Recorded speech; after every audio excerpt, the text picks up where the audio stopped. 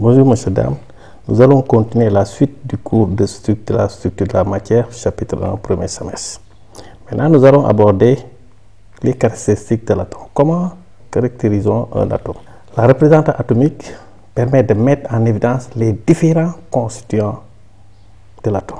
Les constituants dont nous avons parlé tout à l'heure, c'est-à-dire le nombre d'électrons, le nombre de protons, le nombre de neutrons.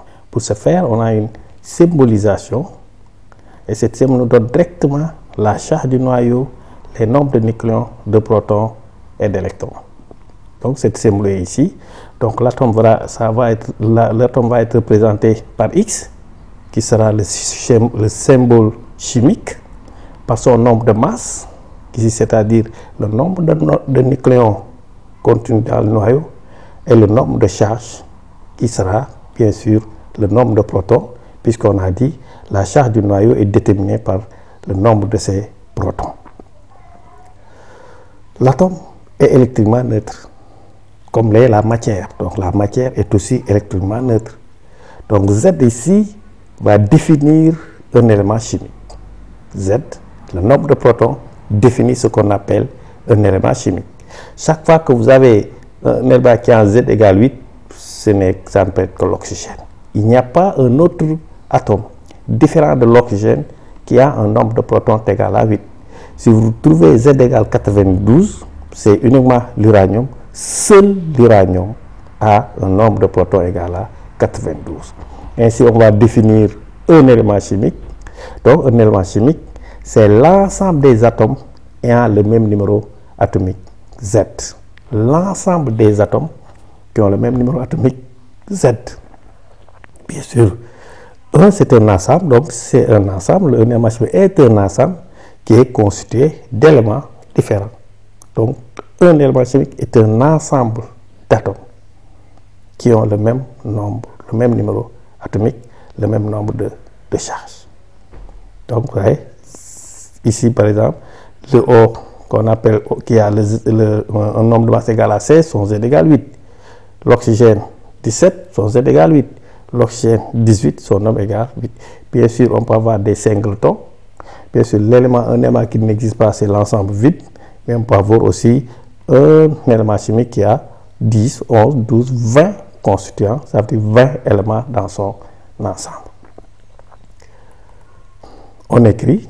Souvent, on verra plus tard qu'on peut écrire juste AXZ parce que, comme on le sait, il y a une bisection entre le symbole chimique et le nombre de charges ou le numéro atomique. Donc, vous voyez bien que Z égale, dès que je mets O, je sais que son Z c'est égal 8 et 8 seulement. Ça ne peut pas être autre chose.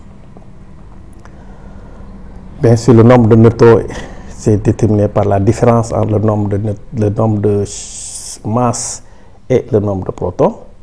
Comme je le disais tout à l'heure, un atome est souvent représenté par AX, puisqu'il y a une bisection entre le symbole atomique et le nombre de protons. Pour les ions, bien sûr, on aura AZN plus X ou AZXN-1. Vous voyez, ce n'est pas parce que l'atome a changé, a libéré, a perdu des électrons que son nombre de charges va changer. Le nombre de charges se trouve à l'intérieur du noyau.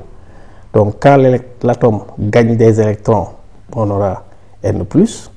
Quand l'atome perd des électrons, bien sûr, quand il perd des électrons, on aura N+.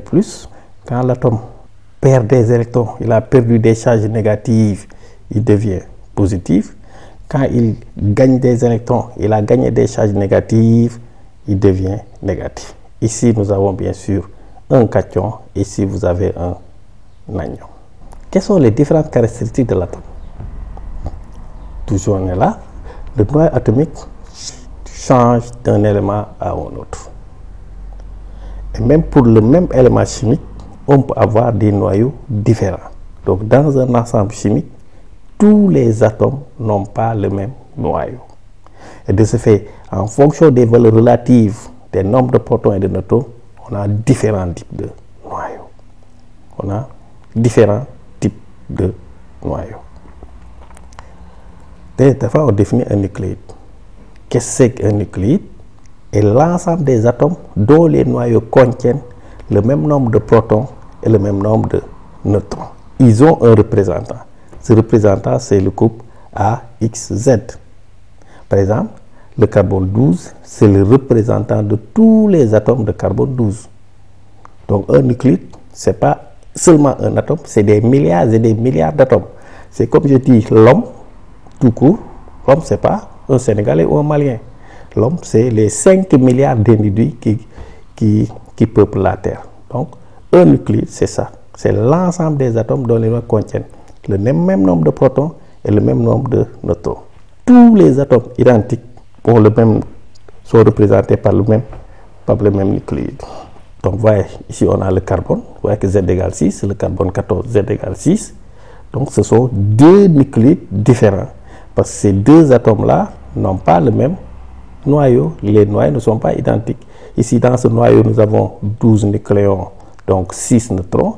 Ici, dans ce noyau, on a 14 nucléons, donc 8 neutrons. Quels sont les différents types de nucléides? On l'a dit précédemment, en fonction du nombre de protons, de neutrons et ou l'état d'énergie nucléaire, nous avons différents types de nucléides. Les isotopes. Qu'est-ce que c'est que deux isotopes? Deux isotopes, ce sont des nucléides ayant le même nombre de protons et des nombres de masse différents. Quand on dit nombre de masse différent, ça signifie nombre de neutrons différents, ayant le même nombre de protons et des nombres de masse différents. Donc, on a par exemple, si on prend le cas de l'hydrogène, on a 3 isotopes naturels pour l'oxygène. Pour l'hydrogène, il y a le protosium 1,1, un proton 0 neutron, le deutérium 2,1, un proton 1 neutron, le tritium 1,3, un proton 2 neutrons. Vous voyez que dans les 3 cas, l'hydrogène, vous savez, c'est le même Z, 1, 1, 1. Même chose dans le cas de l'oxygène, 16, 17, 18, le même Z, 8. Donc, c'est pourquoi je n'avais pas besoin de mettre le 8. Dès que je mets l'oxygène, c'est que le Z est égal à 8. Même chose pour le carbone. On a le carbone 12, le carbone 13, le carbone 14. Donc, vous voyez que le Z ne change pas parce que ces 3 noyaux, ces 3 nucléides appartiennent au même ensemble carbone. Même chose pour l'hydrogène, pour l'oxygène, et bien sûr, même chose bien sûr pour l'hydrogène. Nous avons des isobars. Ce sont des nucléides de même nombre de masse A avec des nombres de charge différents. Même nombre de masse A, 14, 14, 3, 3 pour l'hydrogène, le tritium et l'hélium 3. Ici, vous avez l'azote 14 et le carbone 14, donc ils ont exactement le même nombre de masses, mais des nombres de protons différents. Donc, contrairement aux isotopes, vous voyez que deux isotopes appartiennent toujours au même élément chimique. Deux isobars appartiennent toujours à deux éléments chimiques différents. Les isotopes, donc, ce sont des nucléides ayant le même nombre de neutrons, avec des nombres de protons différents. Ici, vous avez le 35-15, vous avez 35 moins 15, ça fait 20. 37 moins 17, ça fait 20. Donc, même nombre de neutrons pour le phosphore 35 et le chlore 37. 3 moins 1, ça fait 2. 4 moins 2, ça fait 2. Donc, même nombre de neutrons pour le tritium et l'hélium 4. Donc, des éléments qui ont le même nombre de neutrons sont ce qu'on appelle des isotones. Deux isobars ou deux isotones appartiennent toujours à deux ensembles chimiques différents. Nous avons ensuite ce qu'on appelle les nucléides miroirs. Bien, du point de vue, ce sont d'abord des nucléides miroirs, ce sont ce qu'on appelle ce sont d'abord des isobars. Ce sont nécessairement des isobars. Donc, ça veut dire qu'ils ont nécessairement le même nombre comment on appelle, des isobars, même nombre de masses dans tous les cas. Même nombre de masses, tel que le nombre de neutrons de l'un est égal au nombre de protons de l'autre et inversement. Quand j'ai A1, Z1, A2, Z2, qu'est-ce qu'on a? Vous avez nécessairement A1 égal à A2 et A1 moins Z1, d'accord? le nombre de protons de l'un est égal au nombre de neutrons de l'autre et inversement. Et ici, par exemple, le 13N, l'azote 13, le carbone 13, le soufre 33, le chlore 37. 13, 13, 33, 33, même nombre de masse. 13 moins 7 égale 6. 13 moins 6 égale 7. 33 moins 16, ça fait 17. 33 moins 17, ça fait 16. Et en fait, vous avez ce qu'on appelle des isotopes, des isotopes isomères. Deux isotopes de même A et de même Z qui se trouvent dans des états énergétiques différents. Donc ici, donc qu'est-ce qu'on appelle des isomères? C'est deux isotopes de même A et de même Z, donc deux isotopes qui appartiennent au même ensemble chimique, mais qui sont dans deux états énergétiques différents. D'accord? On appelle ça des isomères, des isomères ou des nucléides isomères. Donc les nucléides isomères sont nécessairement des isotopes. Ici, l'exemple qui va donner, bon, ici on a du radium à l'état excité, il va revenir à un état fondamental ou à un état d'énergie inférieure en émettant une particule qu'on appelle ici la particule gamma. Et ces deux éléments-là, ces deux noyaux, voilà, c'est le même nombre de masses, 226, même Z, 88, mais qui sont dans deux états énergétiques différents. Ce sont des isotopes miroirs. Bien sûr, certains éléments n'ont qu'un seul isotope naturel dans leur famille. Tous ces gens, c'est le cas du beryllium, du fluor, du sodium naturel. On parle d'isotopes naturels, puisque les isotopes, on peut les créer au labo.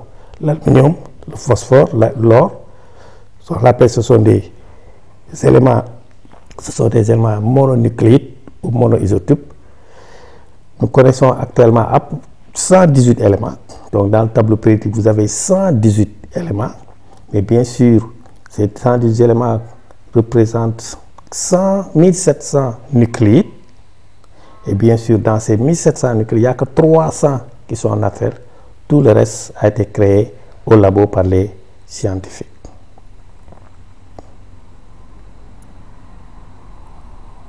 On va s'arrêter ici pour la deuxième partie du cours, pour que ça soit très long. On va revenir bien sûr pour continuer le cours. Merci de votre attention et à la prochaine.